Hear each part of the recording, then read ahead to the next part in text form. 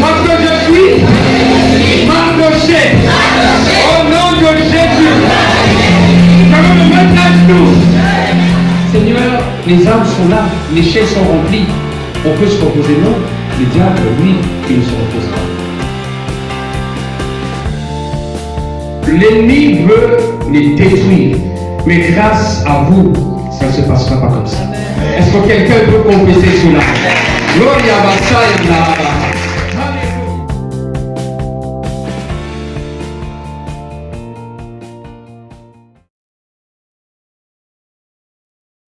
Tu es plus grand que ce que je dis.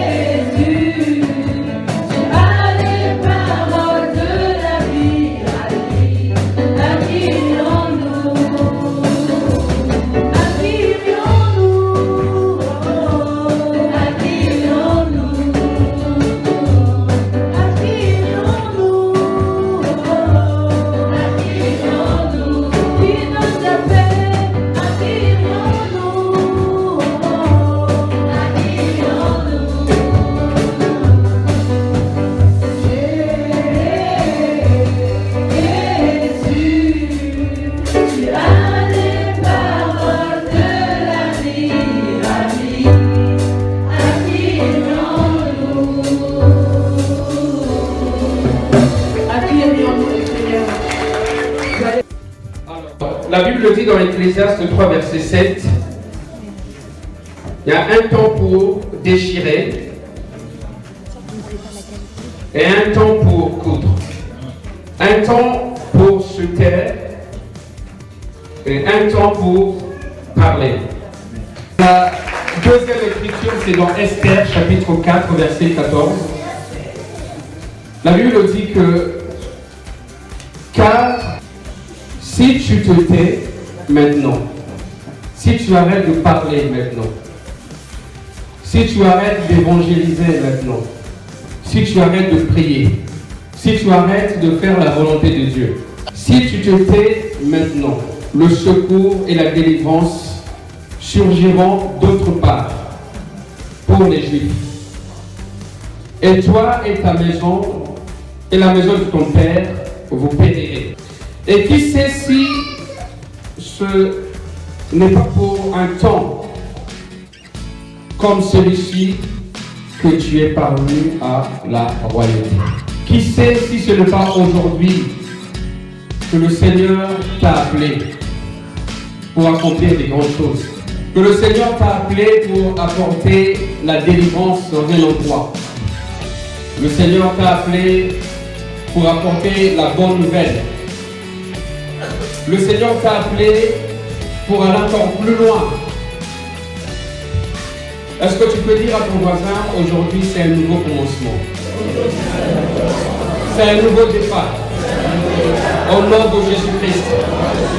Je proclame que dans ma vie, j'irai toujours de l'avant. Je proclame que dans ma vie, que je serai toujours victorieux. Au nom de Jésus-Christ. L'ennemi a longtemps joué avec moi. Mais aujourd'hui, je lui dis stop. Parce que je suis loin. Je ne suis pas n'importe qui. Je suis un enfant de Dieu. Au nom de Jésus-Christ.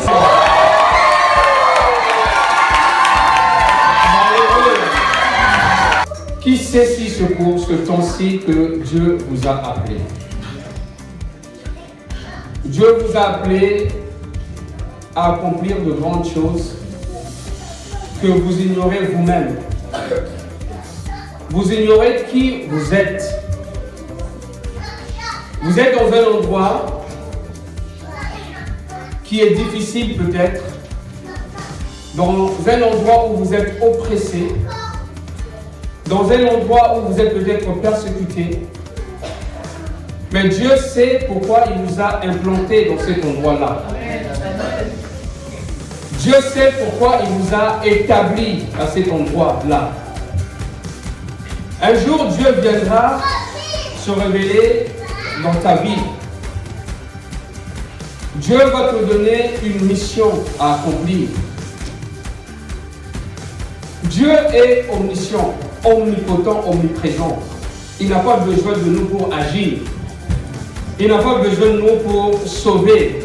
Il n'a pas besoin de nous pour délivrer. Mais si Dieu m'a choisi, si Dieu m'a appelé aujourd'hui, je dois réaliser que je suis important. Amen. Je dois réaliser à quelle époque que je suis en train de vivre. Pourquoi je suis là. Le temps. On ne doit pas gaspiller le temps. La Bible dit, racheter le temps. Nous sommes des enfants de Dieu. Dieu nous a appelés à faire grandir l'œuvre de Dieu. Tout le monde dit, l'Église est appelée à grandir. Alléluia. Donc l'Église, c'est vous et moi. Nous faisons partie de l'Église. Comme je dis tout à l'heure, on peut rester tranquille. Vous pouvez avoir la paix. Vous pouvez avoir une belle vie.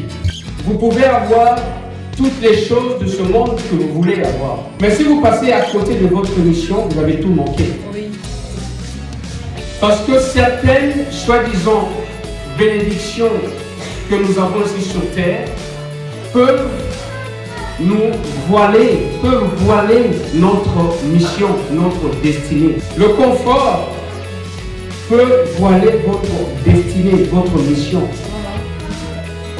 Esther était dans un endroit confortable. La femme d'un grand roi. Elle mangeait à sa faim. Elle dormait dans un endroit très luxueux.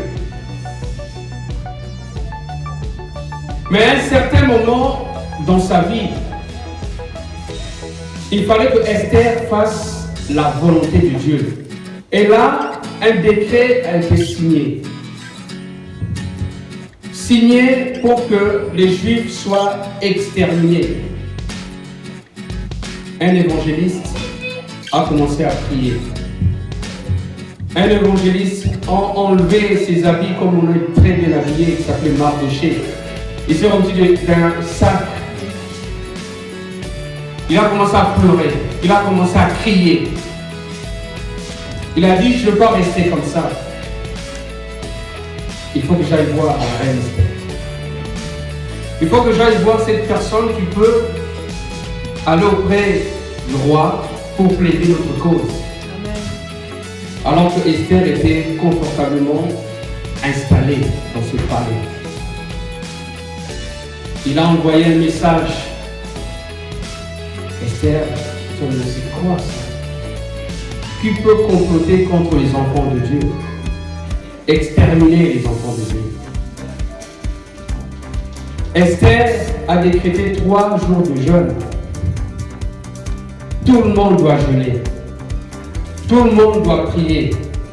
Tout le monde doit se mettre à part pour plaider la cause qui est juste. Ils ont jeûné. Ils ont prié. Ils ont pleuré. Et le 3e jour, quand tout était fini, il a dit, bon, il faut que j'aille voir le roi. Si je dois périr, je périrai. Déterminé. Dieu était avec lui, avec elle, il avait l'assurance. Et il est parti voir le roi. Et le roi était tellement étonné qu'une personne a comploté pour exterminer le peuple d'Israël. Alors le roi, dans ses chroniques, il a regardé la vie. Est-ce qu'on peut regarder un peu l'histoire de ce peuple?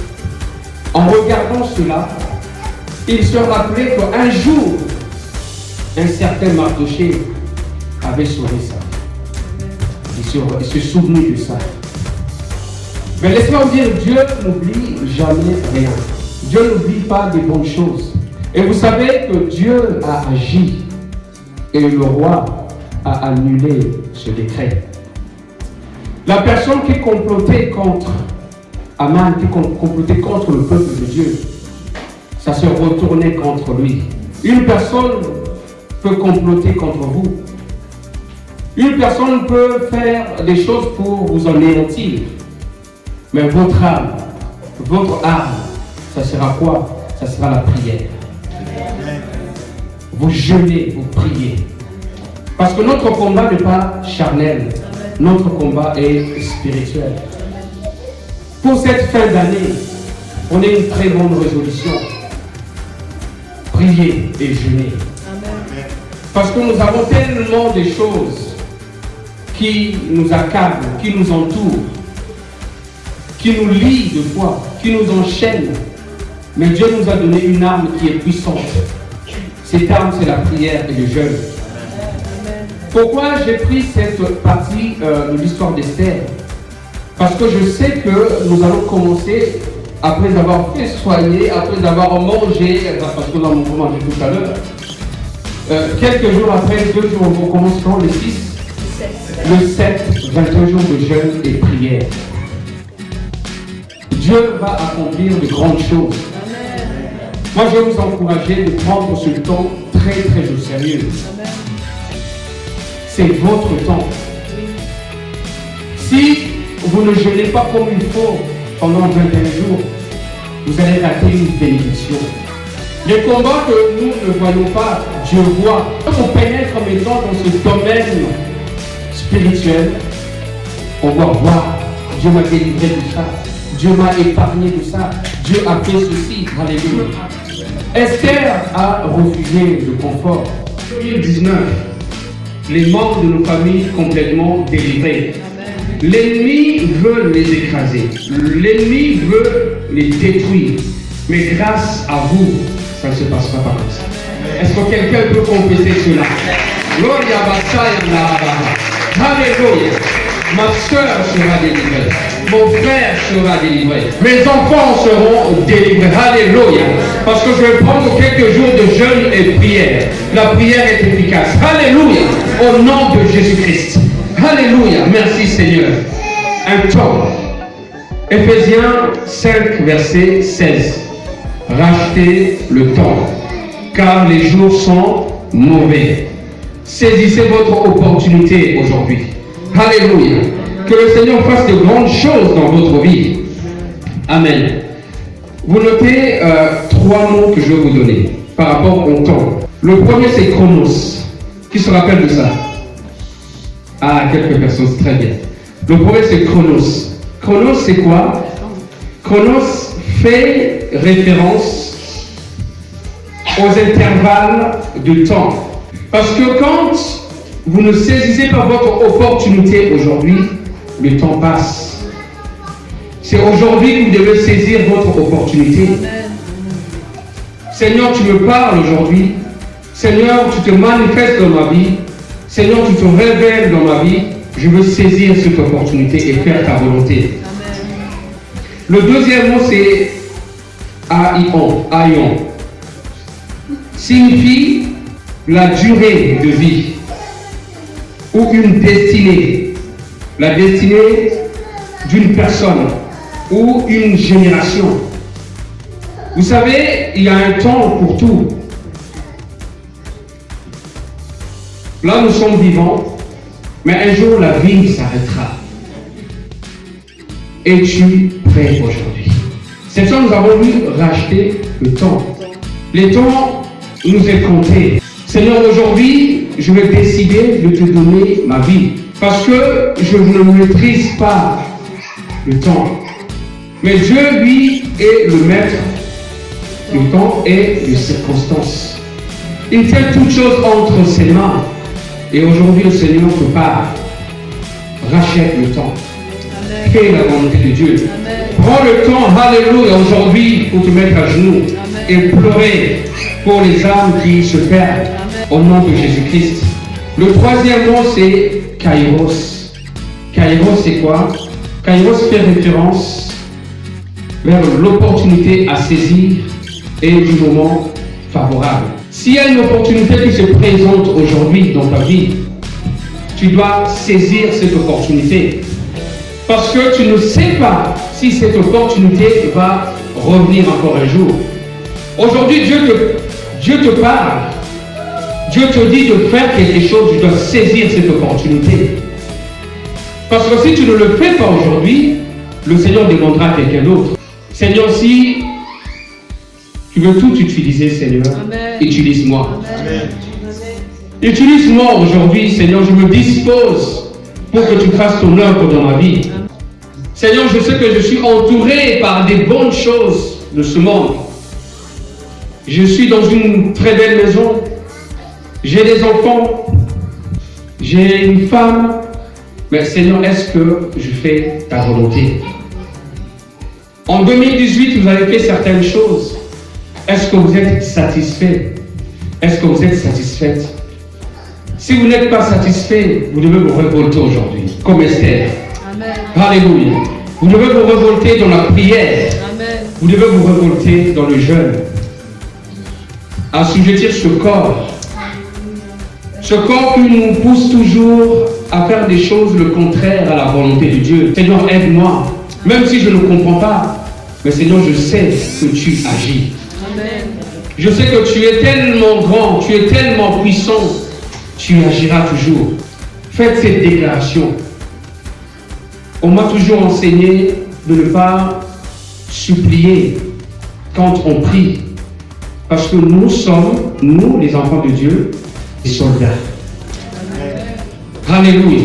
On doit faire les choses avec détermination, avec persévérance. On doit prendre l'autorité. On doit se lever. Alléluia. Et dire, Seigneur, aujourd'hui, je dois faire ceci. Je refuse la tristesse, je refuse le découragement, je refuse toutes ces choses et je veux saisir mon opportunité pour aller de l'avant. Alléluia. Dieu est tellement grand, Dieu est tellement puissant. Regardons la grandeur de Dieu, regardons la puissance de Dieu. Ne regardez pas vos problèmes, ne regardez pas vos soucis, ne tremblez pas devant l'ennemi. Même si le diable a déjà signé ce décret, ne tremblez pas. Vous avez une arme qui est puissante, c'est la prière. Décidez pour l'année 2019 que vous soyez cet homme, cette femme de prière. Partout où vous êtes, partout où vous mettez vos pieds, la Bible dit que Dieu vous donne en possession. Partout où vous mettez vos pieds, les gens doivent être délivrés. Alléluia. Les gens doivent être libérés au nom de Jésus-Christ parce que vous êtes là. C'est votre temps aujourd'hui. C'est le jour où vous allez prier sans relâche pour que cette requête, alléluia, soit exaucée. Au nom de Jésus-Christ. Dieu doit regarder sur cette terre une personne qui se tient à la brèche. Amen. Une personne qui prie. Une personne qui se met à part. Ma femme et moi, nous avons toujours eu des moments où on se posait des questions. Seigneur, tu nous as amenés jusque-là. Est-ce qu'on a assez fait? Et à chaque fois, le Seigneur nous répond, il y a encore des besoins. Il y a encore des sujets à traiter. Il n'y a pas une minute où on peut se relâcher. Il n'y a même pas une minute de distraction. Parce que Dieu n'utilise pas, Dieu ne se révèle pas dans la vie d'une personne qui est tout le temps distraite. Il y a un besoin qui vient, ce besoin a besoin d'un homme et d'une femme de prière. La montagne est tellement grande, Dieu a besoin d'une personne qui va jeûner. Seigneur, on a fait tout ça. Maintenant on peut se reposer. Le diable ne se repose pas. Seigneur, les âmes sont là, les chaises sont remplies. On peut se reposer. Non, le diable, lui, il ne se repose pas. Aujourd'hui, les chaises sont remplies. Demain, les chaises peuvent se vider. Parce que cette personne a arrêté de prier. Parce que cette personne a arrêté de jeûner. Et aujourd'hui, vous êtes cette personne et vous avez cette opportunité de faire partie de cette grande armée de Dieu. Amen. Qui prie, qui intercède, qui se met à genoux pour que Dieu puisse agir. Amen. Alléluia. Vous allez constater que quand vous gagnez un combat, après avoir gagné ce combat, vous festoyez, vous criez la victoire, et quelques semaines après, il y a un autre combat qui arrive. Oui. Un autre combat plus grand. Plus grand. Vous posez la question, pourquoi? Mais dans la pensée de Dieu, Dieu veut vous amener dans une autre dimension. Il y a certains combats que vous devez comprendre ça spirituellement. Pourquoi ce combat arrive? Esther, pour elle, c'était déjà la victoire d'être dans le palais. Mais il y a un combat qui est arrivé dans sa vie. Et quand ce combat arrive, vous devez vous tenir prêt et commencer à proclamer. Amen. Quand ce combat arrive, amen, vous devez pas être distrait ou distraite pour déclarer, alléluia, les paroles prophétiques. Amen. Seigneur Jésus-Christ est toujours prêt, est toujours là. Alors je sais que tout le monde me regarde, je vous parle, je prêche, je regarde la montre en même temps. Alors je vous dis tout ce que le Seigneur m'inspire maintenant.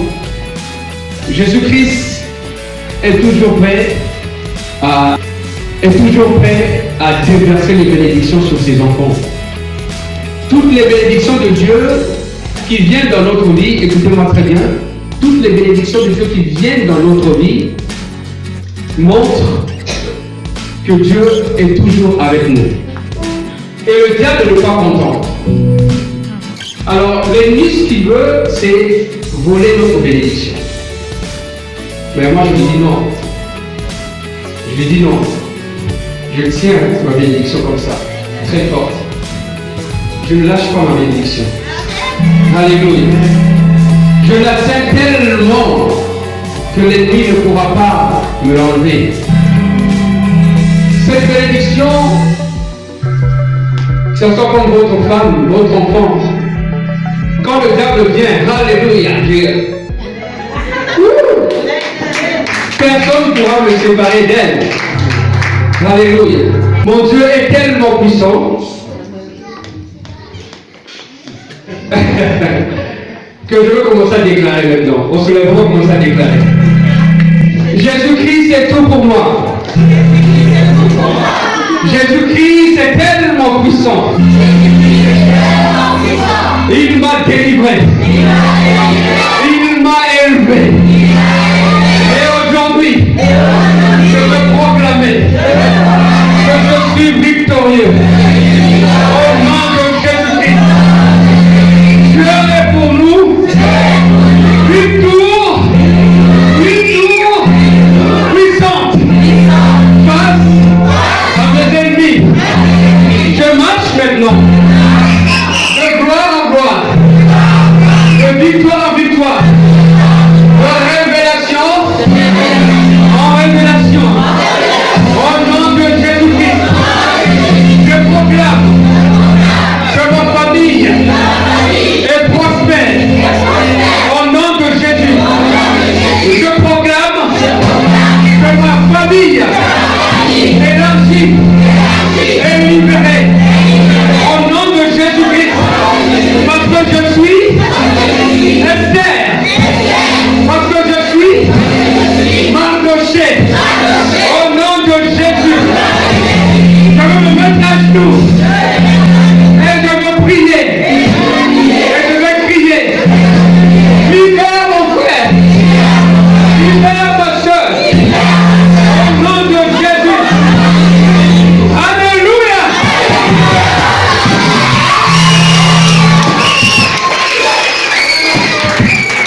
Je suis béni. Alléluia. Minuit. Quand je pense à Jésus et ce qu'il a fait pour moi, j'ai envie de danser. Quand je pense à Jésus-Christ et ce qu'il a fait pour moi, je pense, je pense, je pense, je pense, pense pour lui.